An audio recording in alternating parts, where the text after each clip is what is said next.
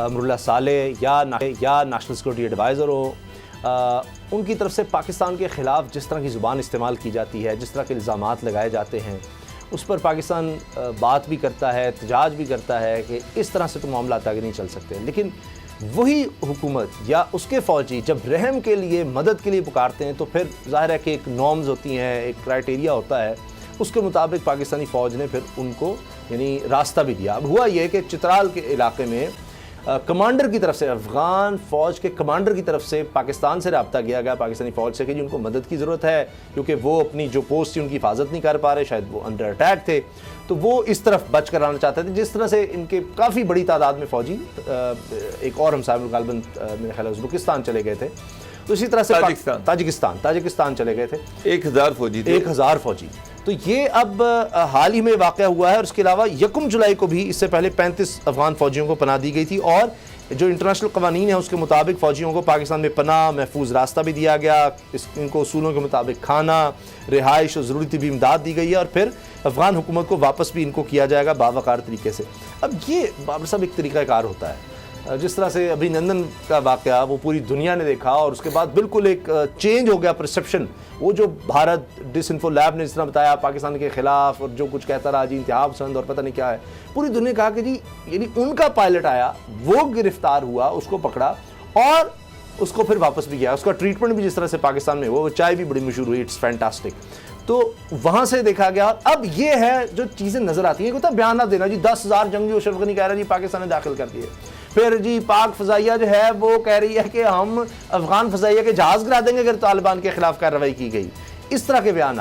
और जो हकीकत है, जो असल है, वो दुनिया के सामने ये है कि 1 जुलाई को भी उन्होंने रास्ता मांगा कि जी हमारी जान ख़तरे में है, बचा लें हमें, और इसके साथ अब देखिए ये वाक़या हुआ। समझ साहब, एक तरफ तालिबान जो है वो अफ़गानिस्तान पर मुख्तलिफ़ डिस्ट्रिक्ट पर कब्ज़ा करते जा रहे हैं, और अफ़गान गवर्नमेंट पर प्रेशर जो है वो बढ़ता जा रहा है।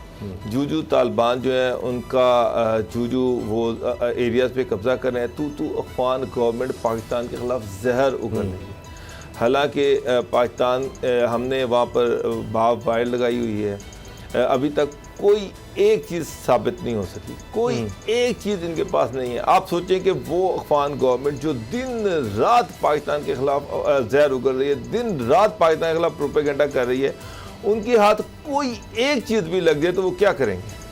अब वो सारी दुनिया के सामने रोला डालेंगे, दिल्ली में जाके इसके खिलाफ प्रेस कॉन्फ्रेंस करेंगे, लेकिन कोई एक ऐसी चीज़ नहीं, कोई एक ऐसा सबूत नहीं कि पाकिस्तान तालिबान को सपोर्ट कर रहा है। इसके बावजूद झूठा प्रोपेगेंडा किया जा रहा है। फिर दूसरी तरफ आप देखें कि जो ड्यूरेंट लाइन है, वहाँ पर अक्रॉस दी बॉर्डर जिस तरह से फायरिंग की जाती रही, बेतहाशा पाकिस्तानी जवान, फौजी जवान जो है वो वहाँ पर शहीद हुए इस फायरिंग की वजह से। बहुत सारे माओ के लखते जिगर जो थे वो बेचारे वहाँ पर ड्यूटी देते हुए उनकी शहादत हुई। हमने यहाँ पर देखा बड़े यंग मेजर और कप्तान जो थे, उनकी बेचारों की डेड बॉडीज़ आई वहाँ पर। उनके छोटे छोटे बच्चे थे, और अफ़गान गवर्नमेंट के बिहाफ पर अफ़गान फ़ौजी जो थे वो उन पर फायरिंग करते रहे। लेकिन इसके बावजूद आप पाकिस्तान का बड़ा दिल देखें कि आप ये कह रहे हैं कि 2 जुलाई को जो है वो 35 फ़ौजी जो थे वो पाकिस्तान में एंटर हुए, मदद मांगी, हमने उनकी मदद की।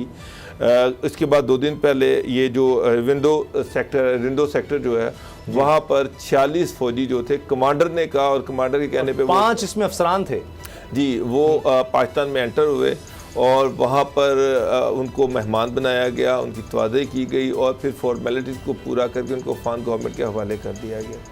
ये पाकिस्तान का फेस है। अब ये कि जो पैरामिलिट्री ट्रूप से वो हमने पीछे हटा ले हैं, रेगुलर फोर्स जो है वो शी साहब ने उसकी तस्दीक कर दी है कि वो बिल्कुल उन्होंने मोर्चे संभाल लिए हैं। उसकी वजह ये है कि अफ़गानिस्तान में जो खाना जंगी है वो कुछ भी हो सकता है, पाकिस्तान पे की तरफ कोई पेशकदमी हो सकती है। वहाँ पर फ़ौजी जो है वो इस तरह से उनकी एंट्री को रोकने के लिए हमने रेगुलर फोर्सेज जो है, ये जंगी हालात में होता है कि उसको बॉर्डर पर लगा दिया जाए, तो वो लगा दी गई हैं। तो लेकिन ये है कि हम फिर भी अफ़गान भाई जो हैं, वो चाहे उनके फ़ौजी हों, हम पाकिस्तान जो है उनको बड़ा सिंपैथेटिकली, बड़ा एहतियात से उसको डील कर रहा है, ट्रीट कर रहा है। और दूसरी तरफ अफगानिस्तान गवर्नमेंट का ये हाल है कि वहाँ पर एम्बेसडर की एक लड़की के अगवा का ड्रामा रचाया जाता है, उस ड्राइव का उसकी पूरी इन्वेस्टिगेशन होती है। इन्वेस्टिगेशन में ये साबित हो जाता है कि ये अगवा था ही नहीं, सारा ड्रामा था। यहाँ से पूरा अफगानिस्तान का जो एम्बेसडर उसको वापस बुला लिया जाता है, लड़की को तफ्तीश का हिस्सा नहीं बनाया जाता। तो ये सारी चीज़ें अब अफगान दुनिया देख रही है, दुनिया के सामने है कि किस तरह से अफगान गवर्नमेंट सिर्फ अपने अकाओं को खुश करने के लिए, इंडिया को खुश करने के लिए वो पाकिस्तान के खिलाफ स्टेटमेंट्स दे रही हैं।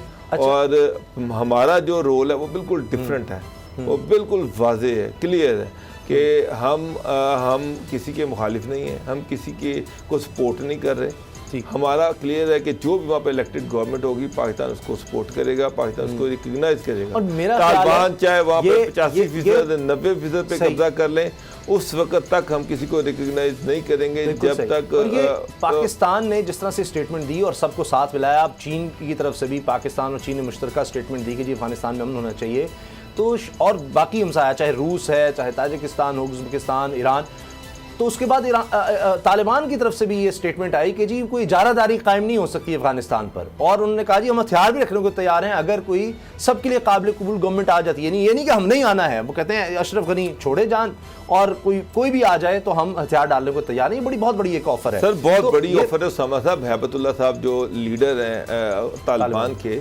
उन्होंने एक प्रेस रिलीज़ के ज़रिए से ये स्टेटमेंट दिया है कि जनाब हम चाहते हैं कि ये खाना जंगी ये सारा कुछ नहीं होना चाहिए, और हमने ये माजी में सीखा है कि माजी में भी जब एक ऐसी गवर्नमेंट जो कोई हम गवर्नमेंट मुसल्लत करने नहीं जा रहे, क्योंकि माजी में भी मैंने उस दिन भी आपसे ये कहा था कि जब वो गवर्नमेंट आई तो 2-3 मुल्कों के अलावा किसी ने रिकग्नाइज ही नहीं किया।